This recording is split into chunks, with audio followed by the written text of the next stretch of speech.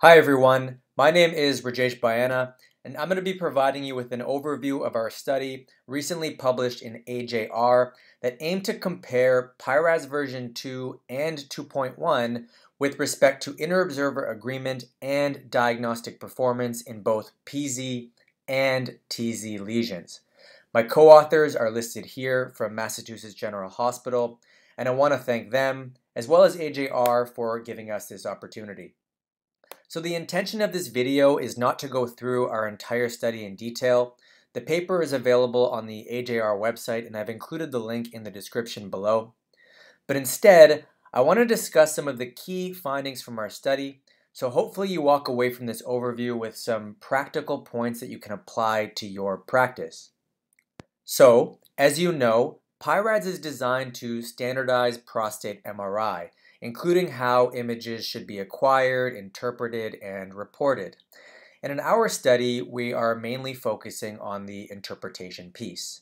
PI-RADS version 2, released in 2015, really simplified the interpretation and scoring of lesions by specifying the primary sequences in both PZ and TZ lesions, namely diffusion score in the PZ and T2-weighted score in the TZ, and introduced a simplified algorithmic approach to scoring.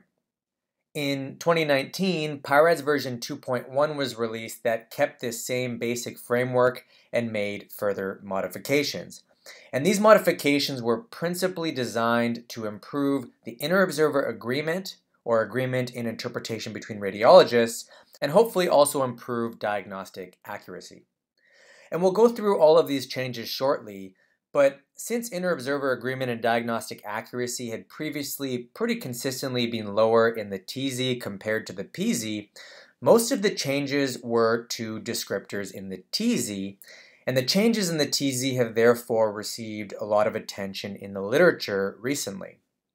But it's also important to note that there were some key changes in the PZ as well. So what exactly changed? And we can't cover every change to interpretation, but we'll focus on some of the most important, starting with the TZ or transition zone.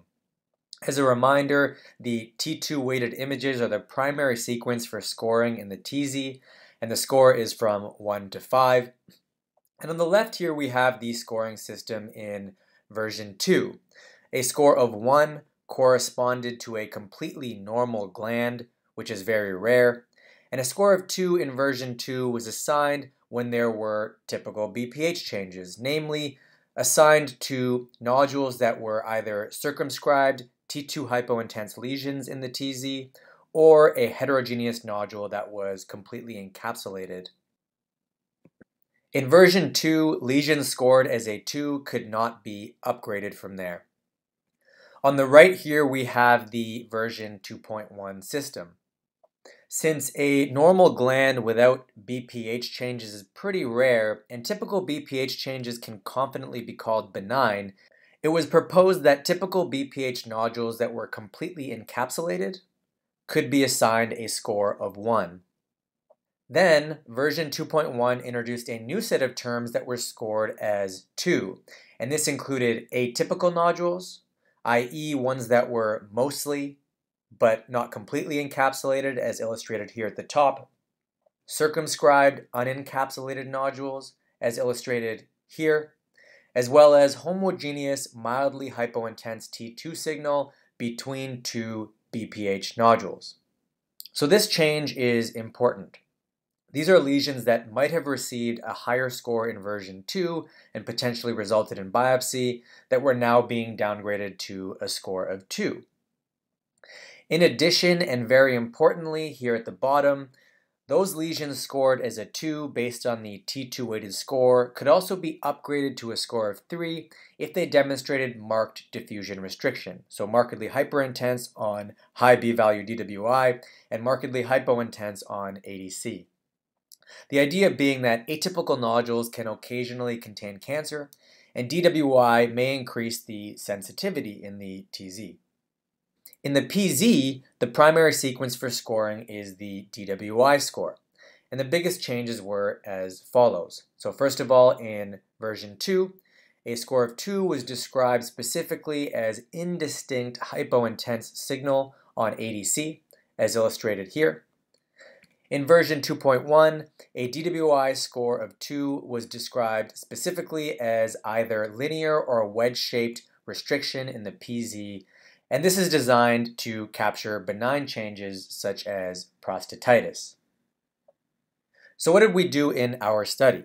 Well, with the changes in mind that we just covered, we wanted to see how version 2.1 performed in comparison to version 2 in both TZ and PZ lesions. This would hopefully also give us some insight on how each of these changes affect interpretation. And how did we do it? Well, in brief, we had 6 radiologists look at 80 lesions on fully scrollable MRI studies, including 40 TZ and 40 PZ lesions. These included a broad array of cases, including PI-RADS category 2 to 5 lesions in each zone, based on the initial reports. All 6 radiologists read all 80 of the cases, once with the version 2 rules, and again with the version 2.1 rules a month later. And then we were able to directly compare how the systems performed, specifically the Interobserver agreement, and for those with pathology, a pilot performance comparison using area under the curve.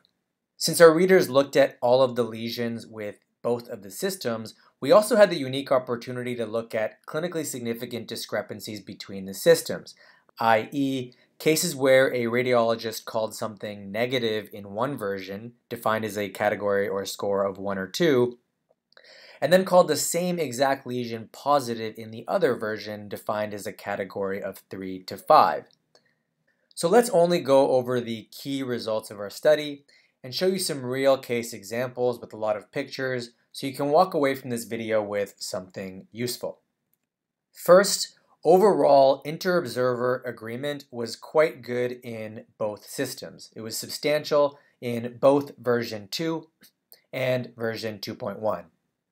For PZ lesions specifically, agreement was actually higher in version 2.1 than version 2. And for TZ lesions, agreement was similar between systems overall. When it came to our pilot comparison of diagnostic performance, overall there was no significant difference in area under the curve between version 2.1 and version 2. In the PZ, there was no overall difference in performance amongst all 6 readers, but when we looked at the experienced readers only, aka those with over 5 years of experience reading prostate MRI, version 2.1 actually performed better in the PZ. In the TZ, there was no significant difference in performance between the two systems. So these improvements in the PZ with respect to Interobserver agreement and diagnostic performance with the experts occurred despite relatively minor changes to the algorithm. And remember, the biggest change in the PZ was the introduction of the score 2 term, or the linear/wedge-shaped diffusion abnormality term. And this new term had a higher Interobserver agreement than the version 2 term it replaced, indistinct hypointense.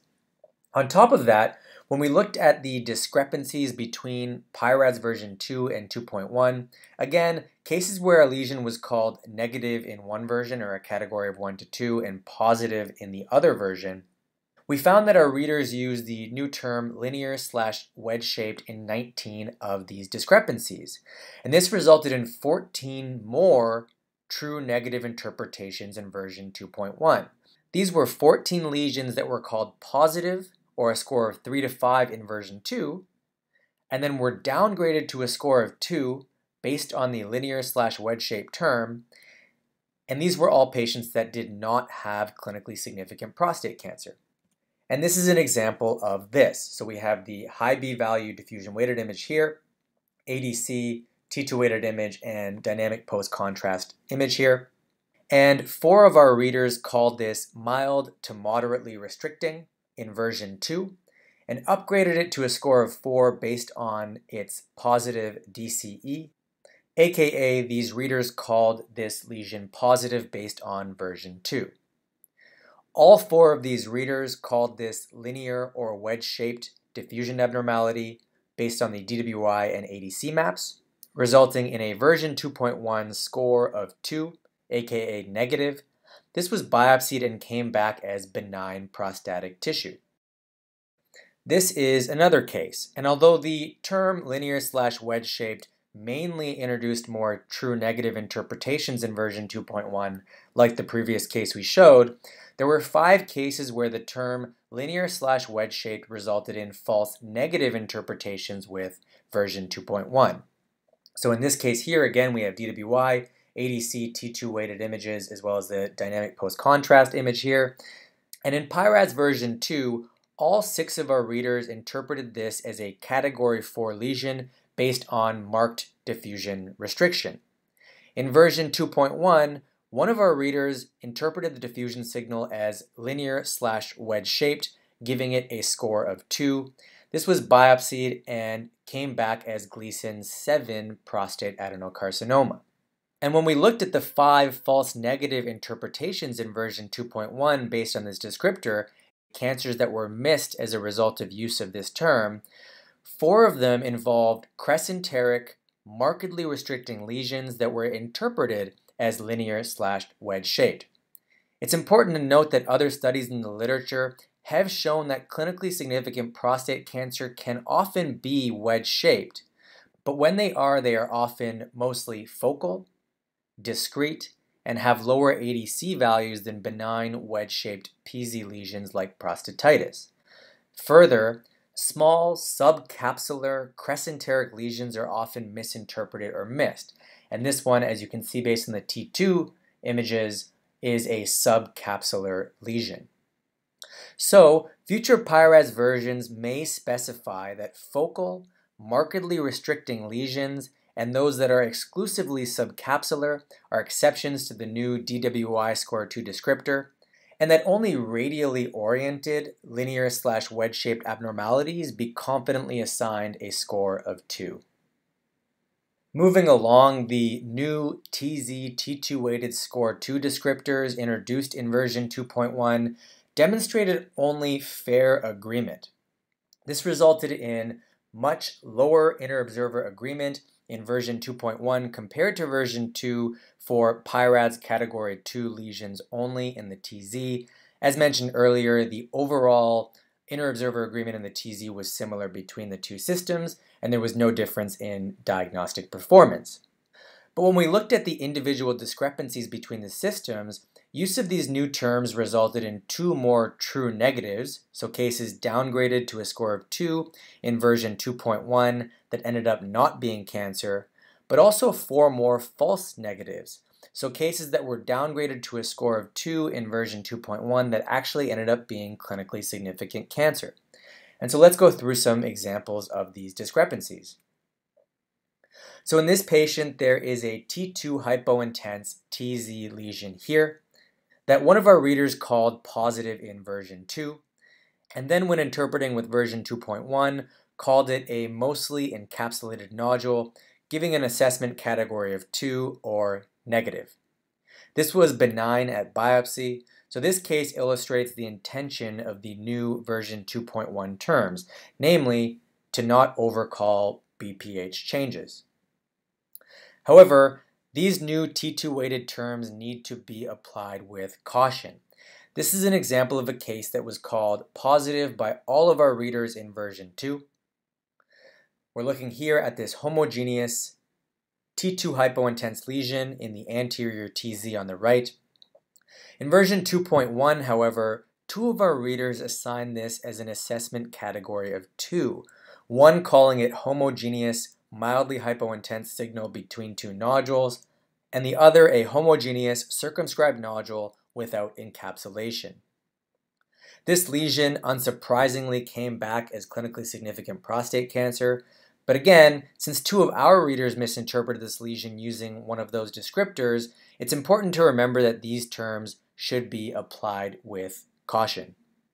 And the last change that I'll comment on is the increased emphasis of DWI in the TZ, specifically referring to the ability to now upgrade a T2 weighted score 2 lesion in the TZ to a category of 3 based on marked diffusion restriction.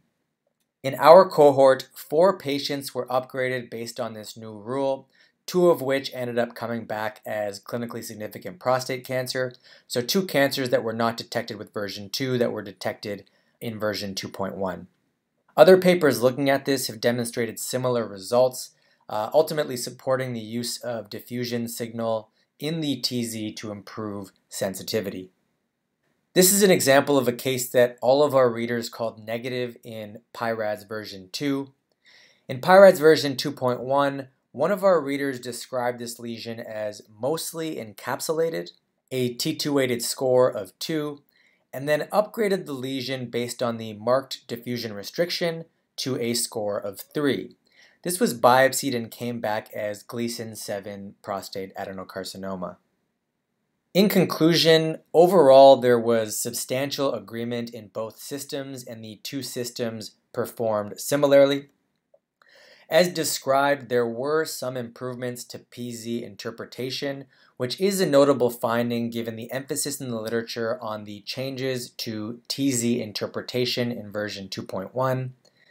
In the TZ, we found overall no significant difference in interobserver agreement or performance, but bigger studies are definitely required to better appreciate smaller differences between the systems. It's important to note that the specific modifications introduced in PI-RADS version 2.1 produced mixed results. We covered only the most significant in this video, but again, I encourage you to check out the entire article for a more in-depth discussion. I think overall these findings are encouraging and support adoption of version 2.1. At the same time, we suggest areas where additional modifications might lead to further improved interobserver agreement and diagnostic performance in PI-RADS. So that's it. Thank you again to my co-authors as well as AJR.